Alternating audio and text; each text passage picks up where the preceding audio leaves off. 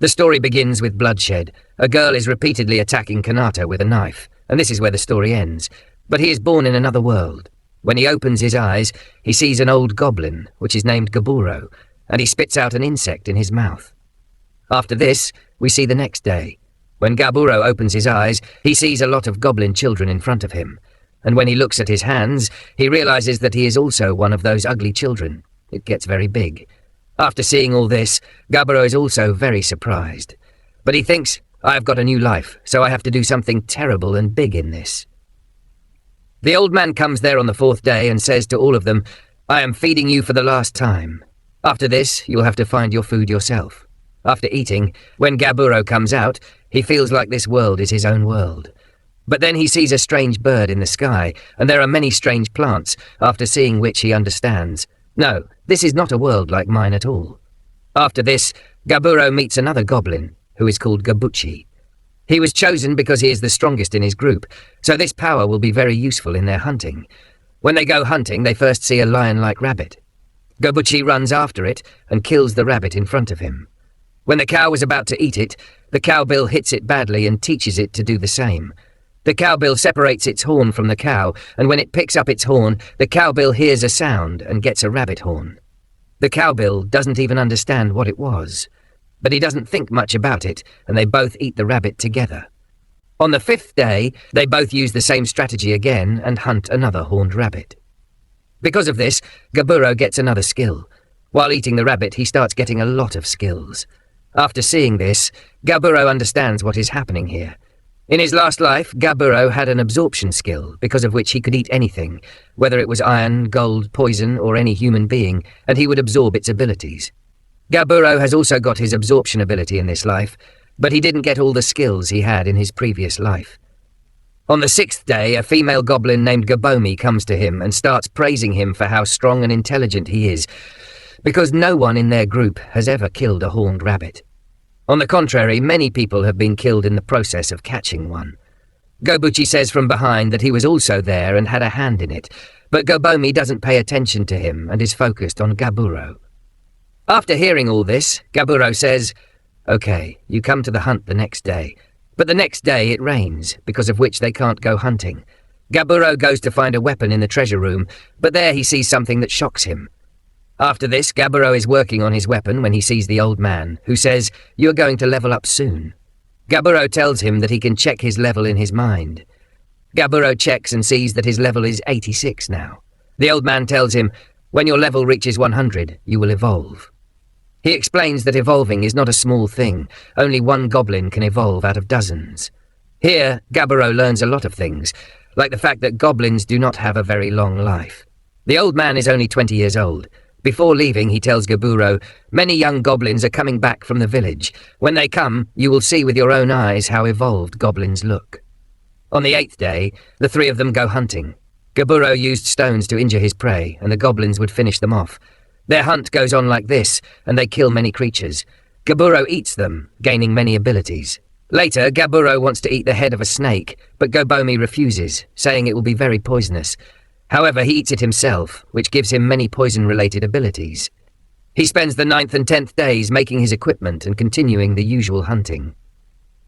On the 11th day, they enter a cave where they find a lot of bats. At first, they start running away, but then they fight back and kill the bats together. After killing them, they eat them, gaining many new abilities. Many goblins are watching them, hungry. On the 12th day, many goblins surround them at night, but Gaburo's search ability activates. Before they can attack, he wakes up and crushes them all. One goblin dies from poison, scaring the rest. Gaburo struggles to control his poison abilities, but then he decides to use them as an example, so that no goblin will dare raise a hand against him. But now Gabomi is also awake. She takes the neck of a goblin, and Gaburo stops her. On the 13th day, the 3 of them go together to hunt an orc. When Gaburo attacks it with stones, he uses his power to break its legs, and as always, they finish it off. When they eat the orc, Gaburo gains a lot of abilities again, including learning the orc language. After this, they bring the remaining meat back for the other goblins. At night, Gaburo gets an evolution option, and he says yes. Gaburo evolves and also gains a god's blessing. When Gaburo wakes up in the morning, he sees that his look has changed. Along with him, Gabuchi has also evolved. The old man is surprised to see that they have evolved so fast, as it hasn't even been a month since they were born. They want to test their new power, so Gaburo suggests hunting. But Gabuchi says he wants to fight Gaburo. They start fighting. At first, Gabuchi has the upper hand, but Gaburo uses his speed to take him down.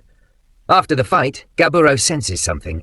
Gabomi, who was hiding behind a tree, calls him and tells him about the wolves.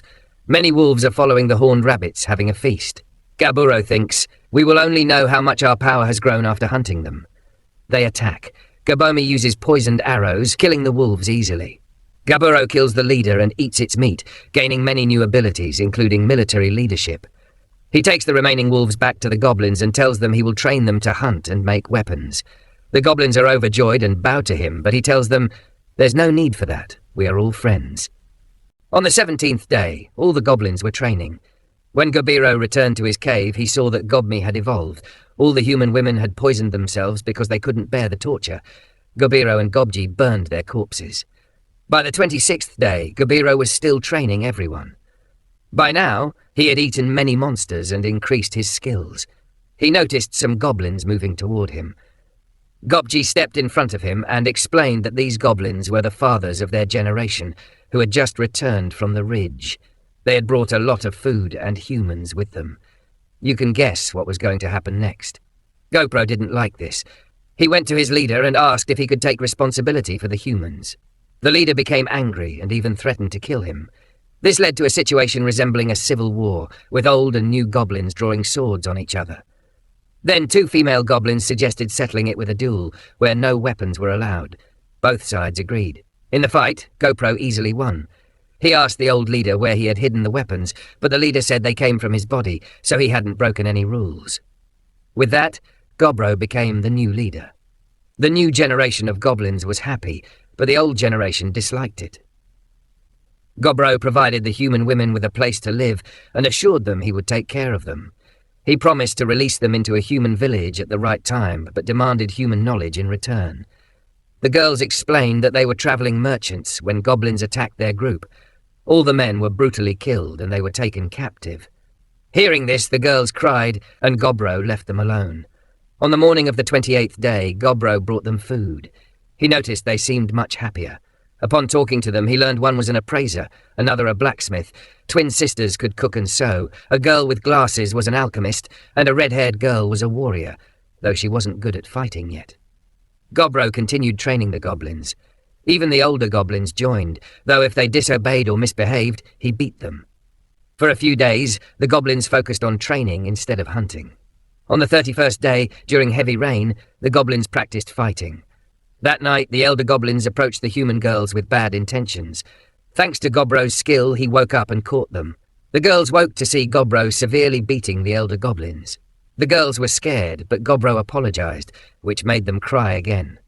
The commotion brought the new goblins over. Gobro told them to wake the others, intending to show the consequences of breaking the rules. He beat the old leader in front of everyone, declaring that this was what happened to rule breakers. By morning, the old leader had died. On the 32nd day, 3 striped goblins went hunting for a horse. Their arrows broke against its shield, but Gobro trapped it in his net, and they killed it. Eating the horse granted Gobro many skills, including triple thrust, allowing a single attack to land 3 hits. That night, the red-haired girl slept beside Gobro, seemingly seeking comfort. By morning, Gobro found not 1 but 2 girls beside him, surprising him. The girl who lagged behind in training had now evolved. Training resumed with the newly evolved goblins. Captain Gobmi, Light Warriors Captain Sato, and Sei, captain of the magical warrior units and the only member, joined. Gobro went hunting alone in the northern forest. He remembered Gobji's warning that the area belonged to a red bear's kingdom. Despite the danger, Gobro's greed for new skills drove him to fight the bear. He attacked with his magical spear, but the bear blocked with its paw. Their fierce battle saw Gobro tying the bear in his net, but it broke free and breathed fire, igniting the area. Gobro used water magic to douse the flames, but sustained injuries. Despite being on the brink of death, Gobro pressed on. The bear's head was too thick for his weapon to penetrate, but after a grueling fight, Gobro won on the 34th day. The bear was impaled, missing a hand, which Gobro ate, gaining more abilities. Right before fainting, he received the option to evolve. By the 35th day, Gobro noticed his knife seemed small. He had evolved into an ogre. Returning to the village, the goblins were terrified until Gobmi recognized him. Out of anger, she kicked him, but ended up hurting herself. No one could believe how quickly he evolved, or that he defeated the Red Bear. Gobro went to the human girls, not for clothes, but for help. He praised the blacksmith girl's knife made from a spirit stone, which made the twin sisters jealous. Gobro offered them help, sending 3 female goblins to assist with cooking and laundry. The goblins even asked if the girls would marry them, which the girls didn't appreciate. Gobro spent time with the girls, lifting his mood. However, by the 36th day, his training became problematic. Even light attacks hurt the goblins, forcing him to heal them constantly. He replaced his lost hand with slime abilities, making it highly flexible. The next day, a carbuncle in critical condition was brought to Gobro. The creature, named Returner, explained that humans had attacked her for the gem on her head. She revealed she was an artificial carbuncle created by Valued, and that her master had hidden many legendary items. Hearing this, Gobro gathered the goblins to search for the treasure. He warned the human girls to stay safe while he was away. On the 36th day, we see that Gobro is unable to train with the others because even his light attack severely injures them. Even GoPro can't stand in front of him, so GoPro must heal everyone afterward. Apart from that, everything else was normal. GoPro also replaced his severed hand using the slime ability, allowing him to stitch it perfectly. On the 37th day, GoPro brought a wounded carbuncle in the morning and started healing it. Go mentioned that she found it while digging. When the carbuncle regains consciousness, she thanks them and introduces herself as Returner. She explains that humans attacked her, aiming to steal the high-class gem on her head. Hearing this, Gobro realizes the gem's value. Returner pleads for protection from the humans, saying she won't survive much longer. We learn that Returner is an artificial carbuncle created by Valued. Her core was damaged during a human attack on her cave, and she doesn't have long to live. She reveals that her master hid many legendary items, and, due to his hatred of humans, preferred them to fall into Gobro's hands instead. Gobro gathers the goblins and announces they're heading to the treasure room, ordering the spirit stone knife before leaving. He tells the human girls to stay safe, though they only wish for his safe return. Reaching the location where he found Returner, Gobro instructs the other goblins to hide, calling them only if needed. Soon after, human adventurers appear. An invisible assassin tries to attack Gobro, but Gobro stops him easily and warns them to retreat or face death. Refusing to listen, the adventurers, equipped with high-level magical items that boost their weak inherent magic, press on. Instead of fighting them directly, Gobro calls his goblins and consumes them, gaining many new skills and items, including an item storage bag that provides internal storage. Upon reaching the treasure room, they find Value's body. Returner reveals that Value collected numerous spirit stones. She thanks Gobro before her time runs out, and Gobro consumes her spirit stone. He collects all items but feels uneasy leaving Value's body unaddressed, so he burns it. An armor piece falls from the remains, attaching itself to Gobro's hand when worn, granting him new skills and full control over the arm. Returning home, Gobro celebrates with a party. The next day, he collaborates with the blacksmith on weapons, giving the survey hobgoblins a magical weapon while keeping a legendary spear for himself. Legendary items being so powerful that any human wielding one could rule a kingdom. On day 40, the goblins hold a knockout tournament to determine rankings. Later, during an exploration for new species, they discover a golden spider, obtaining a valuable item. Gobro also encounters a red deer, kills and consumes it, acquiring numerous skills. He soon reaches a strange area and recalls Gopji's warning about dryads, beautiful, female creatures that seduce intelligent males for nourishment. Determined to avoid trouble, Gobro attempts to leave but is ensnared by a dryad. Despite resisting, he remains trapped for 5 hours. Afterward, he remarks, "I don't know what happened, but I enjoyed it." He then bathes at a waterfall, where lizardmen ambush him. He defeats and consumes them. On day 42, Gobro discovers 2 goblins capable of using magic. Their unusual excitement unnerves him. He learns to enchant weapons, enhancing his power, but notices the girls avoiding him. Seeking answers, some tell him to figure it out himself. Visiting the alchemist, she reveals they're jealous, pointing out love bites on his neck, embarrassing Gobro. She kisses his cheek and moves closer, but Gobro's perverted nature surfaces. Despite her initial anger, she shares her feelings, prompting the other girls to voice similar sentiments. Gobro cheekily suggests everyone already knows what happened that night. The next morning, Gobro's search ability detects people approaching the village. With his enhanced perception, he spots the elf leader outside the cave. The elf leader demands an explanation for the wait, mentioning an ongoing war between humans and elves over elven treasures. The elves seek goblin aid, offering food supplies in exchange. Though the elder is pleased, Gobro refuses, insisting they ask politely. When the elf leader threatens him, Gobro's aura terrifies them. Grabbing the leader's neck, he orders the hidden archers to lower their bows. One archer defies him, shooting an arrow that Gobro bites and breaks, scaring the elves into surrender. Striking his weapon to the ground, Gobro explains that stabbing it into something allows him to generate unlimited tree clones extending up to 100 meters. Intimidated, the elves withdraw. On day 45, Gobro ventures into the jungle, kills 20 grey slimes, and consumes their cores, gaining new abilities, including auto-replication. Testing it, he drops blood on a stone, creating a smaller clone with shared vision. By day 46, Gobro provides casual clothes for the girls, with built-in emergency lighting. The next day, his clone spots the returning elves, this time with an army. Before they speak, Gobro subdues them with his web, scolding them for returning. The elf leader admits Gobro hurt his pride and came seeking vengeance, but the others plead for mercy. Gobro challenges them to fight his goblins, offering survival to the winners. Out of 23 elves, 6 lose and are consumed by Gobro, granting him additional skills.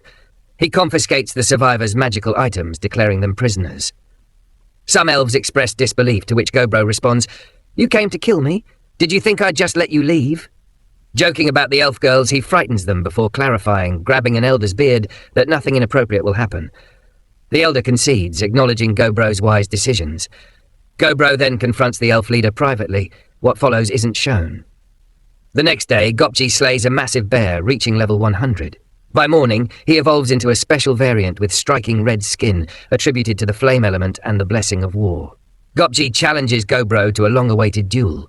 Despite Gopji landing solid hits, Gobro emerges victorious, though surprised by Gopji's sudden strength, finding the win unexpectedly difficult.